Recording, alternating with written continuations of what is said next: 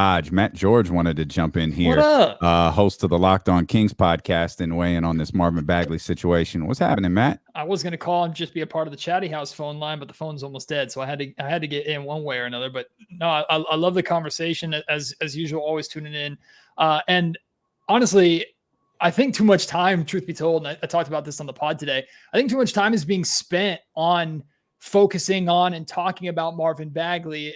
To me, Marvin Bagley is a part of this team by roster spot alone, and I don't know why anything that he does at this point, one, surprises anybody, or two, bothers anybody to the point of, like, I hear what you both are saying about, hey man, send the guy home if he doesn't want to be a part of it. You already sent him home when he was rehabbing his injury last year in Arizona. But to me, the only thing that this continues to hurt is Marvin Bagley. I don't think this looks bad on the Sacramento Kings at all. And I don't think there's any issue. I'd have a hard time hearing people blaming Walton or questioning whether the Kings organization is being weak or soft by not punishing this, when, like, to me, it'd be extremely different if Marvin was a part of the rotation. Let's say he's a 15 minutes per game guy who's coming off the bench and he's pissed off that he's not playing during the fourth quarter and he's not happy. Very similar to what we've seen last season and seasons before, right?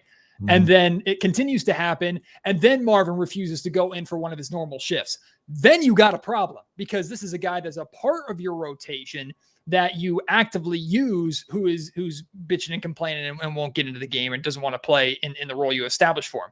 As of right now, Marvin Bagley is at the end of the bench on this roster, doesn't get into the game unless it's garbage time minutes. And I imagine when Luke asked him to come into the game versus the Suns, it's when the Kings were down 24, when he ended up going to Damian Jones and Chimezie Metu.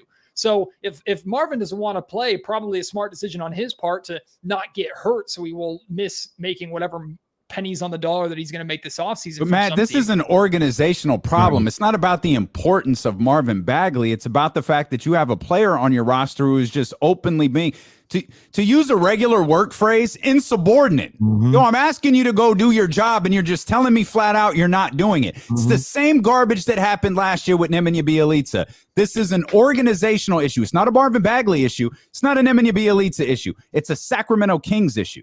I think where I'd have issue is, or where I'd be concerned is, if it became cancerous in the locker room. And as of right now, we have no indication that that's the case. Now, to your point, do you get rid of it now before it gets to that point? Maybe you want to consider doing that. But I thought it was interesting. The video that Sean Cunningham posts is apparently Marvin being consoled. I don't know if that's the right word. He's being dapped up by some of his players after making this decision. And I'm not reading too far into that as in, oh, Rashawn Holmes gave him a high five after this. Rashawn Holmes must agree with this decision. No, like the only thing I've seen out of Marvin Bagley over this entire season is he's been up, he's been supporting his teammates. There seemed to be a good relationship there. So that's the area where I'd be the most concerned. I guess my overall point is I'd be more worried about the pattern of the Sacramento Kings team with what's happening on the floor with the guys that are actually a part of this team, not the guys sitting on the end of the bench and how you're going to punish him. That's not where I want the focus of this team right now. That's not where I would really be concerned if I'm Monty McNair. I'm more concerned about, I'm staring, like Kenny almost said earlier, you're staring another 9-game losing streak right in the face right now, because this looks exactly how those other 9-game losing streaks started last season. That's where I'm at. Man, look here. He can support his teammates and do all that stuff from Arizona. Get the hell out of here. Get out of here. All right. I would almost, this is almost a perfect situation, because you got a guy that doesn't produce, that doesn't do anything to this team and productively. You know, he's inconsequential to what they're doing, essentially. Make an example out of his ass.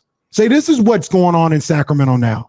We need everybody, whether it's De'Aaron Fox or Robert Woodard, to be on the same damn page and to be a part of what we're trying to do. And if you're not trying to do that, go home, get out of here. I would make an example and set the tone for what this team and what this organization is going to be about. And to be honest with you, if we're keeping it frank, you'd be making an example out of somebody that is inconsequential to what you're doing. Marvin Bagley, like you say, he doesn't play. He really doesn't do much of anything. Like the guys like him, but they're not going to be broken up like they were with Shumpert if he was gone. Like he carries no weight with what this team is doing. So use that opportunity. Maybe it's fake hustle, whatever the case may be. Make an example for how this organization is going to go about things and get him the hell out of here.